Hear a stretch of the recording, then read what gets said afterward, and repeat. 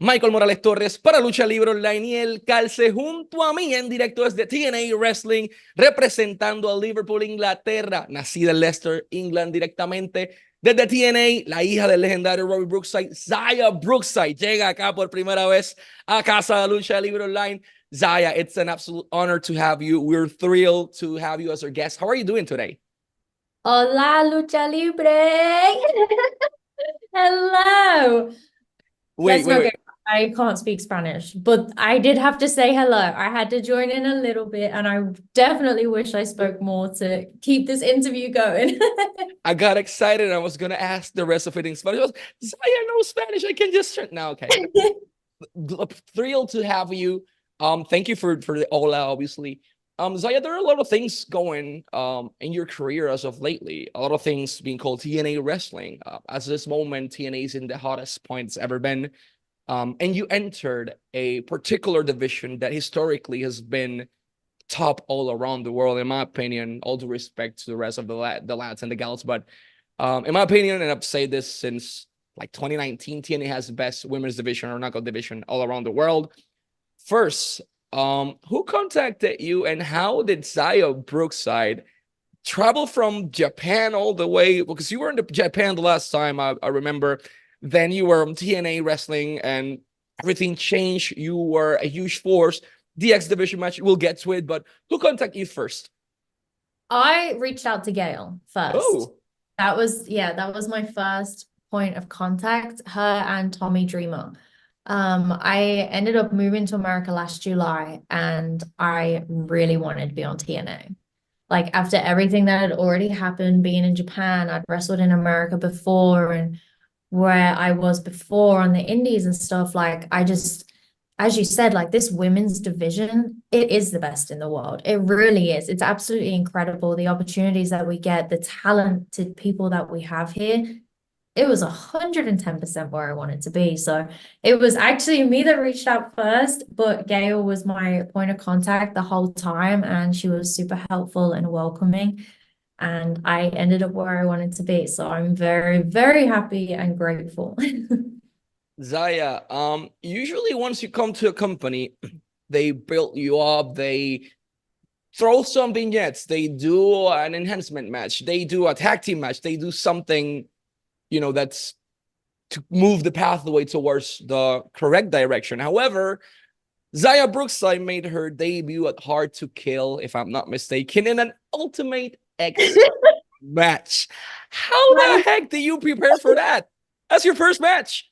You don't prepare for that. There's no way you can even prepare for that. Actually, okay, wait. There was one thing that I did. I am afraid of heights. And you were going And to compete in I that have match. hid this. I've hid this for 9 years that I was afraid of heights, right? So if you watch all of my matches back now, you can see when I stand on that top rope, I do not stand up until I'm ready to jump. I can't stand there. I'm like this. I'm like, oh my God, I'm shaking. I'm freaking out. I just can't do it. The Ultimate X match, it's not just standing on that top rope. Like, I'm sure I had to climb the whole metal thing to get to the top rope. And when you're facing out, it's a bigger drop. Like it's terrifying. So I went on the monkey bars to make sure that I could hold myself up. And that wasn't an issue. I had that strength in myself. But preparing for that match, I was freaking out. But I was like, this is an incredible opportunity for me. I'm getting thrown right in the deep end. I'm getting an opportunity to get a title match. Like I just have to go. Like there's something in you that you just go switch on. And that's what you have to do. So it was terrifying, but it was such an opportunity. And I walked out with a contract with TNA. So it was worth everything for me to be in that match. Wow, being afraid of heights and getting that first experience must be terrifying for sure. But things improve. You were part of a triple threat match for the TNA Knockouts title back in Sacrifice, if I'm not mistaken. Yeah. Title match. You're still extremely young. Like there are a lot of people inside the industry that by 25, that's when there's, they start training. You were basically created differently. Wrestling was already in your household. And if I'm not mistaken, you made your debut by 17. Is that correct? 16. I debuted when I was 16. And 16, I was in 11th grade. I don't know, planning to be a physician, ironically, and ended up towards a different direction. How did a 16-year-old gal say, well, this is what I wanted to do for the rest of my life? And what was going through your mind before your first match? Well, I wanted to be a vet. I did not want to be a wrestler. I didn't realize I wanted to, yeah, a veterinarian.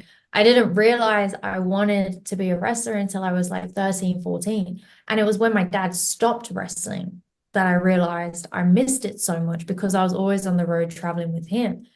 So when he stopped, I was like, damn, like this is what I meant to do. Like I missed it so much. There was like a hole in my heart of like something's missing, something didn't feel right. So I didn't start training until I was 15. And then I debuted at 16, like straight in. Yeah. I was very scared. I debuted against a girl called Lisa Fury, who had been trained by my dad. I wasn't trained by my dad, but I was trained in the British wrestling style scenery. We didn't even have a wrestling ring where I trained. So yeah, so going into that match, I was so scared. And my dad and I had kept everything separate. We still do. We don't really talk about wrestling. So, I mean, going into that match is kind of how I felt going into that Ultimate X match, you know? Pure Yeah. terror. Yeah. And you cannot prepare for that. That's the thing. 16, it's you just go through the curtain and pray that everything goes properly. It was the fastest entrance I've ever done in my whole career. I ran to that ring. I had no idea. I was so scared. I can't even remember what music I came out to. It was like a ring outside. It was for a charity event. We were raising money. So I just made a beeline. I got in the ring. I did my match and I got out. And if you said, if you had the opportunity to talk to that 16-year-old gal and say, hey, girl, 9 years after from this day, you'll be competing for the TNA Knockout Championship. TNA, the company that was extremely big that you probably watched back then in UK because it was too big to miss. You had that match, title match, Jordan Grace, Tasha Steeles. It's two of the top tier competitors all around the world. Talk to me about that opportunity. 25-year-old gal from UK having the opportunity to live the dream in the US. It's just absolutely incredible. Like to get the opportunity not only to go in straight for a title opportunity to then having singles matches with Tasha Steele, cheating or not, like I managed to get in and take on a former Knockouts World Champion straight away.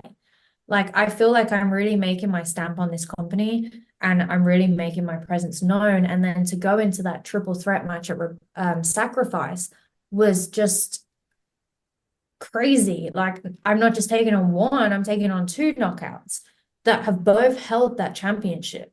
I might not have come out successful this time, but I'm definitely more prepared going forward. And I'm definitely interested to see who's going to walk out of Rebellion. And I do want it to be Jordan Grace. I want Jordan Grace to walk out with that championship because I want my rematch 110%. There are a lot of talented people inside that roster. Danny Looney is one of them. Killer Kelly. A lot of them. Masha Slamovich. But are you aware that you are TNA's top tier prospect as of right now? Like, are you being aware that basically everything that's being constructed all around your figure? Like, if I'm not mistaken, you got there. You got pay-per-view opportunities, title matches, main events. Now you're facing Ash by Elegance this Thursday. How does it feel that, you're not getting granted these opportunities because you're your dad's daughter? Because, that's one thing, but it's because you're extremely talented in what you do. But at the same time, discipline kills talent. So you are being consistent on both ends. How does it feel to be basically recognized as the new next centerpiece for TNA's knockout division? Somebody said this to me a couple of weeks ago, and honestly, I had not even realized. Like I very much live in a bubble. I love my little bubble. I go in and I do my job and I come home and I have my dogs and my husband. Like I'm very down to earth and kind of blasé. I am very, very aware of the opportunities that I've been given. Obviously, I'm so grateful, like coming in and be given title opportunities and be able to just go straight in with the knockouts. I'm going to be the first knockout that Ash by Elegance takes on this Thursday on Access TV. She has not wrestled any of us yet. So it's just absolutely mind-boggling and crazy to me. And I'm just so grateful and I'm proud of myself. I'm proud of myself for just continuing to work and put in everything that I can. And to finally be in a position and a place that believes in me and supports me, it's emotional and kind of overwhelming, but I am extremely just grateful for it. It's Humble, obviously. crazy. Yeah, it's surreal. I feel like I'm kind of still catching up with myself. Like everything that's happened, it's been 3 months. I've only been with this company for 3 months. Like I'm still catching up. I'm still realizing like what's happening, and I just have to take a step back and go, whew, wow. And things are gonna be at this pace apparently for the rest of the year. So y'all gotta make sure to tune in. And I'm gonna say this in Spanish very quick. Todos los jueves, 8 de la noche, Access TV, y también lo tienen disponible a través de YouTube con la suscripción de Impact Insiders. Están desde $1 más o menos, de $1 a $5. Todos los jueves, 8 de la noche, TNA presenta su show. No se lo pueden perder, está disponible en Access TV. Y también tienen su próximo pay-per-view, Sacrifice. Bueno, su próximo pay-per-view ya pasó, Sacrifice ya pasó. Vamos a dos de ellos. El primero, Rebellion, va a ser el 20 de abril, sábado 20 de abril, y el 21 directamente tienes el Fallout. Al otro día, Rebellion se va a estar transmitiendo desde Las Vegas, en Nevada. Hay mucho latino en la zona, hay mucho mexicano, hay mucho puertorriqueño, hay mucho colombiano. Denle para acá un rato, de Palms, Las Vegas, Nevada, vayan, hagan clic aquí abajo, Ticketmaster para boletos. No se lo pueden perder por nada del mundo porque va a ser una noche muy especial. Y si no estás en el área, puedes verlo a través de pay-per-view, puedes adquirirlo a través de Fight TV y no se lo pueden perder por nada del mundo porque esto va a las millas, tiene y está creciendo. Todos los venues se están llenando, everything is getting sold out, so adquiere tus tickets tan pronto tengan la oportunidad porque se están yendo a las millas. Si usted ve las fotos, los buildings están empacados de gente de lado a lado, así que no se lo puede perder. Y Under Siege va a estar disponible el 4 de mayo. El 3 de mayo, que es el día antes, tienen los tapings, pero el 4 de mayo van a estar transmitiendo en directo desde, si no me equivoco, desde, if I'm not mistaken, it's in Washington for the Under Siege event. I'll make sure to plug it in down here. But if I'm not mistaken, Washington Avenue Armory. And tickets are on sale en Ticketmaster también para ese. So, Under Siege, mayo 3 directamente y mayo 4 el Fallout, no se lo pueden perder, pero lo más importante, Rebellion, abril 20, Ticketmaster para boletos. I was telling them, tickets are selling like this. Everything is moving. They are. And last time we were in Las Vegas, those tickets sold out fast. So make sure April 20th, Rebellion, you are there because everything is gonna be absolutely incredible. Our first time there was amazing, and everything is just going to keep going and rising. And we also have TV tapings the following day. So 2 for 1. It's going to be an absolutely incredible weekend. It'll be a special weekend for sure. Xia, before we go to our last question, just want to thank you so much for your time. It's been an absolute blast to have you. Last but not least, we've seen TNA going and sharing spotlight with a lot of leagues all around the world, NBA, G League, NFL, Lucha Libre AAA in Mexico, for example. They've been everywhere. Premier League is an EFL, which is the second division. It's kind of huge in the UK. It's their bread and butter. It's their breakfast. It's their every single meal.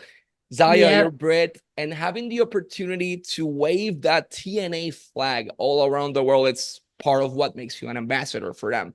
Would you be open to waving that Impact or the TNA flag directly if granted the opportunity at the UK, either the Premier League or the EFL Championship?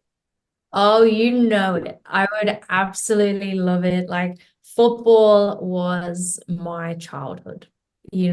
Everything in the UK and England is football. It's who we are. It's in everyone's blood in that country. And I would absolutely love to represent TNA. maybe at an England game, maybe at an Everton game. I was born a blue. Don't come for me. It's the way it is over there. Zaya, I'm gonna say this in Spanish one more time. Abril 20, sábado abril 20, Rebellion, Ticketmaster para boletos, Fight TV para pay-per-view, The Palms, Las Vegas, Nevada. No pierda el tiempo, llegue temprano y adquiera su boleto porque se van a ir sold out así. Let's wrap this up, pero en español. Xia Brookside en directo desde TNA y Michael Morales Torres para Lucha Libre Online El Calce, porque en español nadie lo hace mejor. Será hasta la próxima. Muchas gracias, Lucha Libre.